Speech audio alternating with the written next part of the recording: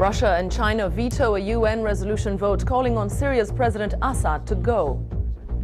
Tens of thousands on the streets of Moscow in rallies for and against Prime Minister Putin. The deep freeze continues, causing havoc across Europe. This is BBC World News. Welcome. I'm Pooneh Ghoddoosi. And I'm Sue Thurl, and coming up in sport today, in 15 minutes' time, Pakistan seized control of the third test in Dubai as their batsmen make England's bowlers work.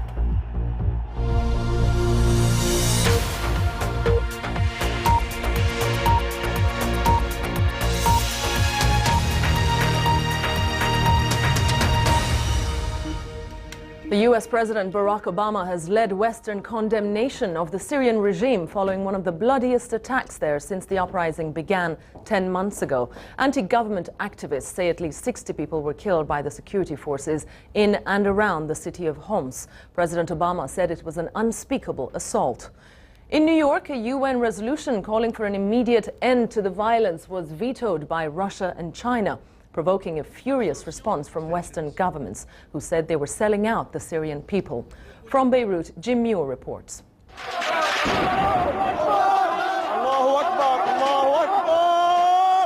Human rights groups called it a massacre. The violence erupted in the middle of the night. Buildings were hit and set on fire in what activists called the most violent shelling of the city in months of defiance. One resident, who we can't name, said it came out of the blue. Oh my God. Suddenly, 2 hours ago and more, maybe 3 hours ago, started this shelling. Field hospitals desperately tried to cope with a deluge of wounded. Appeals were put out for blood donations. Other medical supplies were also said to be running out. Activists posted video footage, too gruesome for us to show, of many dead bodies sprawled in pools of blood. Later in the day, funerals were held for those killed. They may have been fewer than the 200 or even 300 initially reported, but there was international outrage. President Obama called the attack unspeakable. He said President Assad must stand down. Syria accused the opposition of staging the violence in Homs to influence heated discussions at the UN Security Council. The Americans and their allies were seeking a tough resolution on Syria, despite resistance from the Russians and Chinese. They've now vetoed it. As a tyrant in Damascus brutalizes his own people, America and Europe stand shoulder to shoulder. We are united alongside the Arab League in demanding an end to the bloodshed and a democratic future for Syria.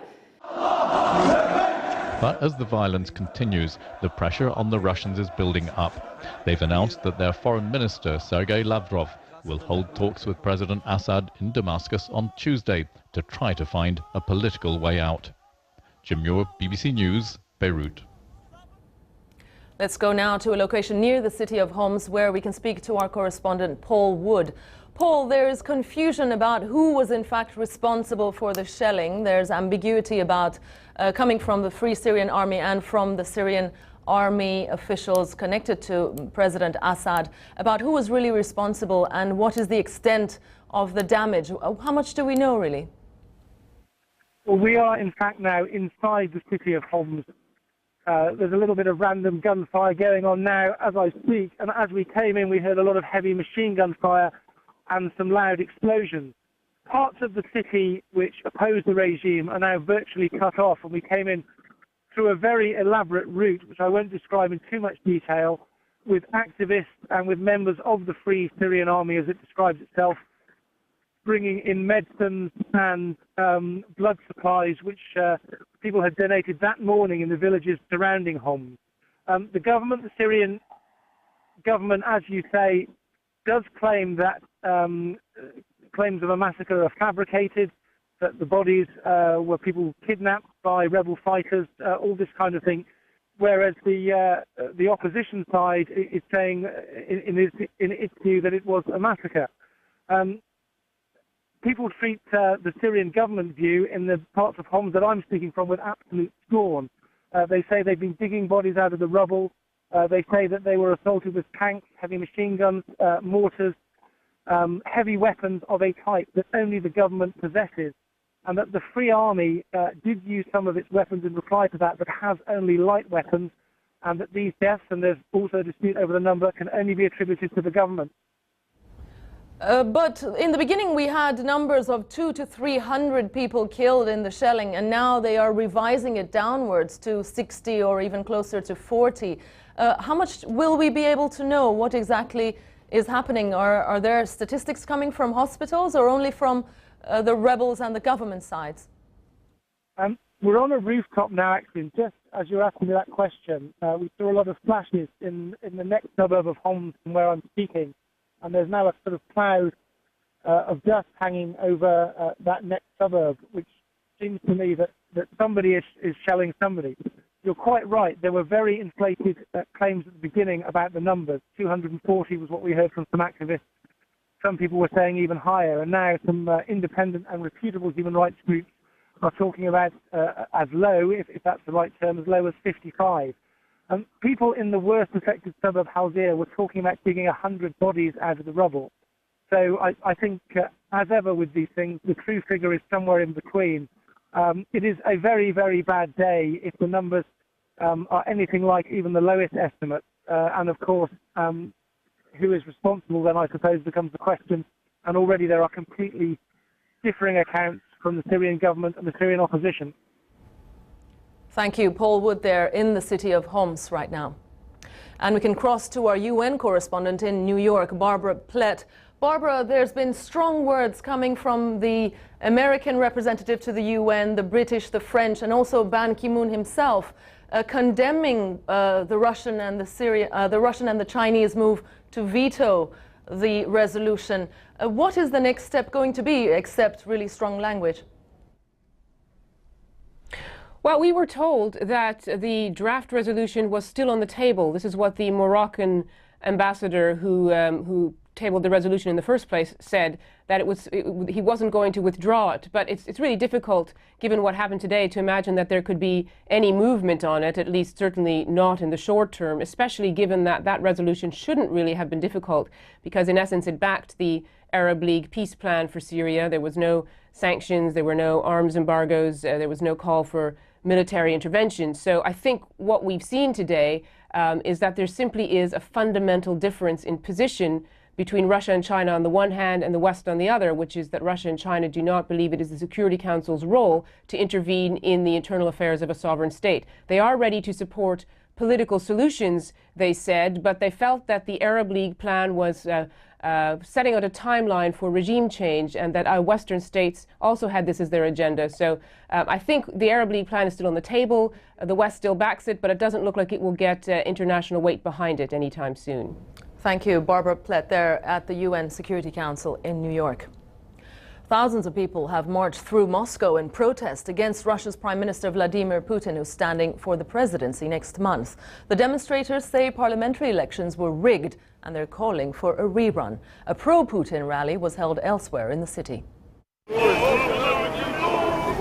Today's opposition protest was quiet, steely, determined, lacking the passion of December's demonstrations, but the numbers were still huge and the message very clear. We want Russia to be free, and we want to have democracy. I want to make the government understand that we are the people and we have our pride. Something has changed in Moscow. Until recently, many of these protesters reluctantly put up with the unfair elections, the flawed legal system and the corruption. Now they have lost their fear and found their voice. They have shown that even in the depths of a Moscow midwinter, they won't go away until they get what they demand: fair elections.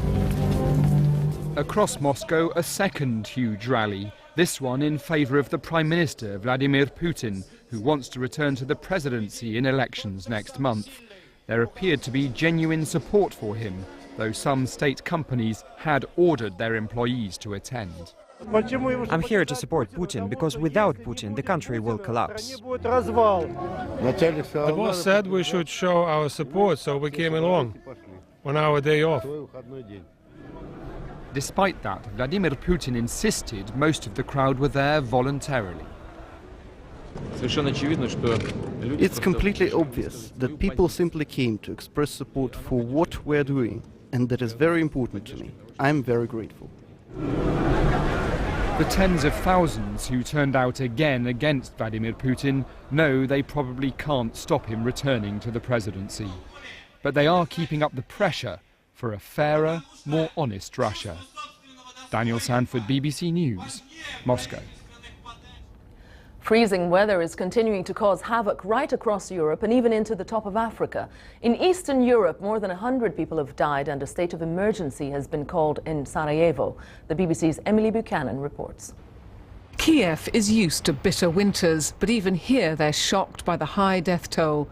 Heated tents have been set up to give the homeless vital breaks from the sub-zero temperatures. Igor is homeless. He says without a chance to warm up, he wouldn't have survived. Others are more hardy. Some intrepid souls are still river fishing through the ice. This man has a healthy catch of fresh and instantly frozen fish. The secret, he says, is to dress warmly, drink tea and keep moving. The Balkans aren't used to such extremes, and in Sarajevo the sheer volume of snow has trapped people in their homes and cars. The authorities have declared a state of emergency.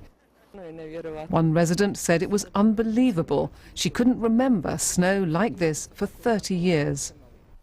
In Parle, in the east of the country, there was so much snow it was barely possible to see the cars at all. People had to dig themselves out of their homes and carve out pathways. And there's little relief even much further south. This is Palma, Mallorca. Not exactly how it's advertised in the winter sun holiday brochures. And this is a rare sight, the Colosseum in Rome under a blanket of snow.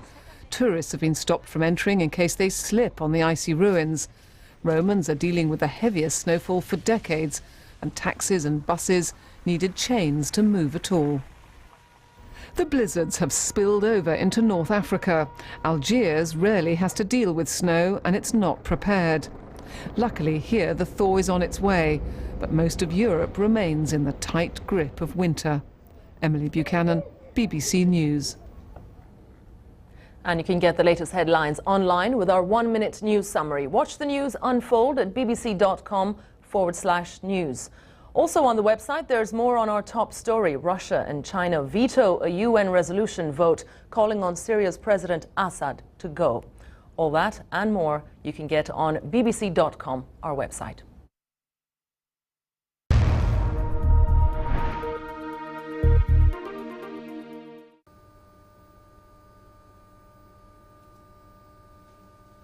Hello there. The extremely cold weather continues to have its grip across Europe throughout the weekend, the beginning of the new week. There are severe weather warnings out widely for the extremely low temperatures and the wind chill, not to mention heavy snow and blizzards as well. You can see some snow moving into eastern areas. We've got really strong winds through the Adriatic, some snow across the UK, into France and also across Iberia and the Pyrenees. Now some of that's stretching its influence into the north of Africa, but it's the heat that's the concern. Heat warnings out across the south of Africa at the moment.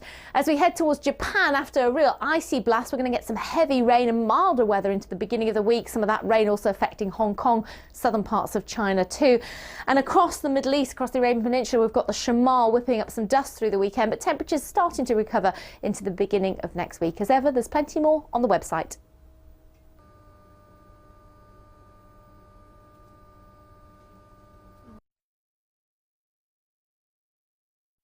Oman is special. This is the place where the first rays of sunlight touch Arabia. We love our land, its mountains, its deserts, the lush green colors. We welcome visitors all year round. We talk, listen, laugh, and learn from each other. They tell us beauty has an address, Oman. Anitra and I are going to be attempting to drive thousands of miles through India, along two very different routes. So is it going to make it all the way down to Chennai? Let's see.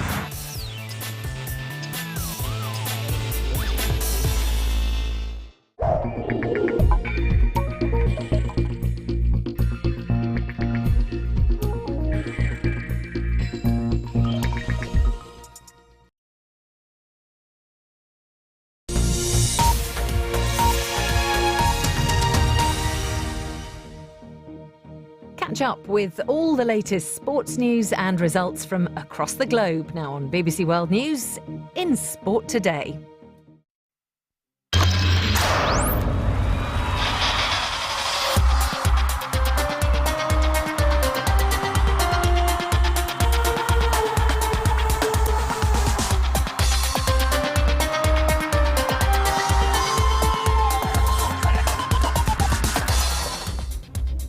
Hello, I'm Sue Thurl. This is Sport Today. Coming up on the programme, the latest football news from the Africa Cup of Nations and the Premier League.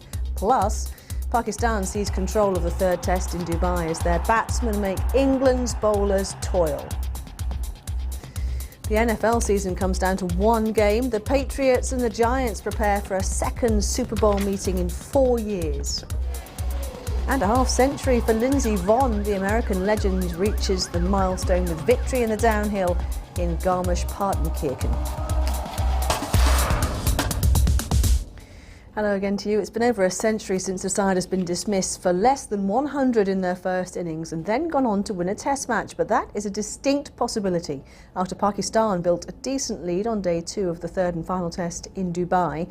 England were dismissed for 141 in their first innings to give the tourists a lead of 42. But after the loss of 2 early wickets, Yunis Khan and Azhar Ali propelled Pakistan into a dominant position. At stumps, they were 222 for 2. That's a lead of 180, and Yunis had completed a fine century. The captain's job was to build the lead. It was always edgy, but Andrew Strauss persevered. After recent experience, an English batsman even making 50 felt like a triumph of endurance. Strauss then chose to dance. The quick step means nothing without the ball. Stumped. Graham Swan gave it a go, but looking for the boundary, he soon located a fielder. England were all out, just 42 ahead. Here's the England routine. Batsmen dig a hole, bowlers find a ladder. Anderson struck as the ball stuck in Strauss's hands. Tawfiq gone, 16 for 1. And when Panesar got rid of Hafiz LBW, there were fresh murmurs of two-day test around the ground. Not for long. When Azhar Ali danced, it came with a punch. Panesar walloped away as finally batsmen got a grip. And when the runs came at last, the crowd followed. Yunis Khan brought a dozen years of experience into the equation. His 50 helped to turn deficit into healthy lead for Pakistan. A 100 partnership between Yunis and Azhar Ali. Through this series, the demons have lurked in batsmen's minds, not in the pitch. And now Yunis Khan was thinking clearly and hitting cleanly. England ran out of ideas as Yunis found a different gear. He now approached a batting feat we'd almost forgotten. Before the close, the first 100 by a batsman in the series. And Yunis Khan has made sure this test is heading the same way as the first 2. Well, Pakistan ended the day already 180 ahead. Remember, England have only scored 200 once in the series so far. That's the context for the rest of this contest. Joe Wilson, BBC News in Dubai. You know, they didn't give us a chance in those last 2 sessions, so they played very well. You know, when they came in, I think they were still 20 runs behind us. We had a really good opportunity to, as I say, take a couple more wickets. You know, 50 for 4, and we were right in the game. But yeah, they played very well, and they've given us a real mountain to climb. Nobody knows what's happening tomorrow morning. You know, it's all dependent on tomorrow morning first session. So I think if we will be lucky and we survive that session and we have some runs in the first session, so I think we have more chances to win this game. Zambia have booked their place in the semi-finals of the Africa Cup of Nations after a comprehensive 3-0 victory over 10-man Sudan. Goals from Stefira Sunzu, Christopher Kitonga and James Chimanga were enough to give Zambia their first semi-final spot for 16 years. Sudan's hopes of an upset slipped away when their defender Saif Eldon Ali Idris was sent off in the 65th minute for a reckless challenge. Meanwhile, the co-hosts Equatorial Guinea are now looking for their adventure to continue, but they're up against one of the favourites for the tournament, the Ivory Coast. About 20 minutes gone in their quarter-final, and so far it is goalless. Manchester City look set to move 3 points clear at the top of the Premier League again. They currently lead Fulham 3-0 at the Etihad Stadium. Goals from Sergio Aguero, a Chris Baird own goal and Edin Dzeko looked like being enough to give Roberto Mancini's side all 3 points. Elsewhere, there were wins for Norwich, Wolves, Sunderland and Swansea. Wigan and Everton drew 1 apiece, and Arsenal beat lowly Blackburn 7-1 in the early kick-off, with Dutchman Robin van Persie scoring a hat-trick. The result means that the Gunners end a run of 4 league matches without a win and move up to 5th in the table. Well, that Arsenal performance is one they need to repeat a few more times, though, between now and the end of the season if they are to muscle their way into the top 4 and continue Arsene Wenger's proud record of Champions League football in each of his 16 years at the club. For us, it's important we know that we have some catch-up to make, so the points, as you say, are important, but the consistency will be vital for us. And I would assume, like all master goal scorers, Thierry Henry will be claiming the 7th goal. Well, theoretically, it's his last game at the Emirates to score in the last minute. This guy was already made for the history of this club. It's a tough enough venue to come to and then try and play against Arsenal with 11 men. When we go down to 10 men, and then it's going to be really difficult. And it's the first time really this season where we've been, I think, really turned over, and that's disappointing because on our travels over the last 3 games, at Goodison, at Old Trafford, at Anfield, we've been excellent. But I think the early goal and then going down to 10, had a massive effect on the game. Bayern Munich could reclaim top spot in the Bundesliga from Dortmund if they win at Hamburg in the late kick-off. It's 1 apiece approaching half-time there, full-time there, I beg your pardon. Schalke missed the chance to join Borussia Dortmund at the top of the league with a 1-1 draw at home to Mainz. Chinedou Abassi equalising in the second half after Mohamed Zidane had given Mainz an early lead. Borussia Mönchengladbach also failed to take advantage and remain a point behind Schalke after they were held to a goalless draw at Wolfsburg. England have beaten Scotland by 13 points to 6 at Murrayfield to win the Calcutta Cup on the opening weekend of the Six Nations Championship. Charlie Hodgson scored the only try of the match and Owen Farrell contributed with 8 points. Earlier, France beat Italy by 30 points to 12, the home side running in 4 tries to none in coach Philippe Saint-André's first match in charge at the Stade de France. Wales and Ireland play on Sunday. The former British Open champion Paul Lawrie has shot himself into a one-shot lead with 1 round to play at the Qatar Masters. Strong winds on Friday forced organisers to cut the tournament to a 54-hole event. And it was the 1999 Open winner Lawrie who seized the initiative in vastly improved conditions. The Scotsman carded a 5-under par 67 on Saturday for an 8-under overall aggregate. He leads the Belgian Nicolas Colsaerts, seen here by a shot with Sweden's Peter Hansen and Argentina's Ricardo Gonzalez a shot further off the pace. The NFL's season finale takes place in Indianapolis on Sunday. Super Bowl 46, a repeat of Super Bowl 42, but this time the New England Patriots will hope to come out on top against the New York Giants. 4 years ago, in the Arizona desert, Tom Brady saw his hopes of a perfect season ended by the Giants. The 17-14 defeat denying the Patriots a 19th straight win. That defeat also saw Brady and coach Bill Belichick miss the chance to become just the 3rd pairing of coach and quarterback to win 4 Super Bowl rings together, something the coach will hope to achieve on Sunday. Every Super Bowl is special, and it's been a real privilege to be involved now. This is my 8th one as a head or assistant coach, but each week's special. It's what you work for all year, going all the way back to February, March, when you start putting your team together, and training camp, and all the meetings, and I don't know, it's like 111 practices a year, whatever it is.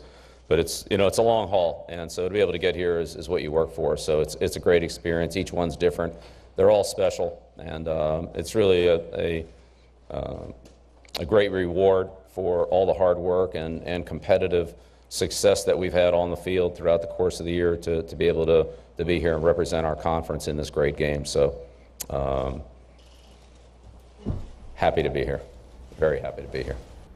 In 2008, the Giants came through as a wild card and picked up momentum throughout the playoffs. They appear to be doing the same again this year, and they'll rely on Brady's opposite number, Eli Manning, to provide the offensive spark they need to repeat their success of 4 years ago. Defense has also been key to their winning run in postseason, and head coach Tom Coughlin has watched his players gel as a unit over the last few weeks. They've come together as a group. I think there's no question that our confidence level was boosted by the play of our defense. We all of a sudden were able to get our entire defensive team together and we've made some progress along those lines. It's given us a boost. We play in harmony with all 3 units in those 5 games, and of course even special teams came through for us out in San Francisco against a very, very good San Francisco team, and we were able to turn the ball over there at the end of the game and win it. But it's been that way. We've had our backs to the wall. Players have performed very well under that circumstance. Our leader, our quarterback, has been a very cool customer and has done very well late in the fourth quarters of many games this year and put us in a position where we might win. And to skiing, and Canada's Jan Hudek won the Chamonix downhill on Saturday, 4 years after his only previous victory. The Czech-born skier eclipsing the rest of the field with a combined time of 2 minutes 3.25 seconds. He becomes the first Canadian to win on the Vert des Houches piste since Ken Reid back in 1978. A silver medalist at the R World Championships in 2007, Hudek has since suffered from countless injuries and put this success down to belief, hard work and persistence.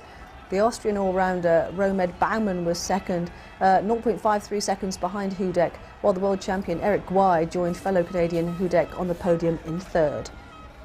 Lindsey Vonn won the women's downhill on the demanding Kandahar course at Garmisch-Partenkirchen in Germany on Saturday to record the 50th World Cup win of her career. The victory, her 9th of the season in all disciplines, sees her close in on the record of 62 wins of Austria's Anne-Marie Moser-Pröll. She's currently third on the all-time list, with the 55 victories of Switzerland's Vreni Schneider now firmly in her sights. The 27-year-old American made up a deficit at the top of the course and survived a midsection wobble to cross the line 0.4 of a second clear of Liechtenstein's Tina Weierrater. That is almost all from the Sport Today team. Just time to tell you, though, that in football, Manchester City have beaten Fulham 3-0 in the Premier League. That is a result. They go 3 points clear at the top of the Premier League. And Hanover 1, Bayern Munich 1 has also just finished. That's it. More sport later. See you then. Bye-bye.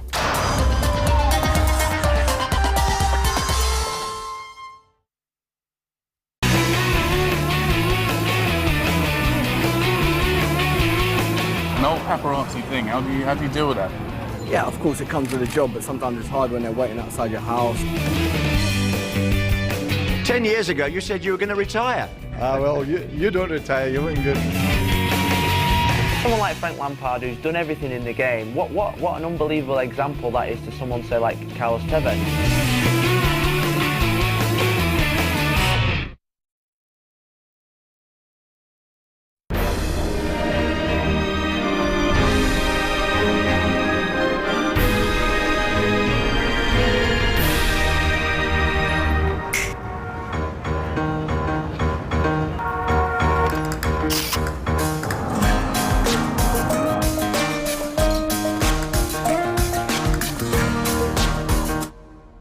Phone?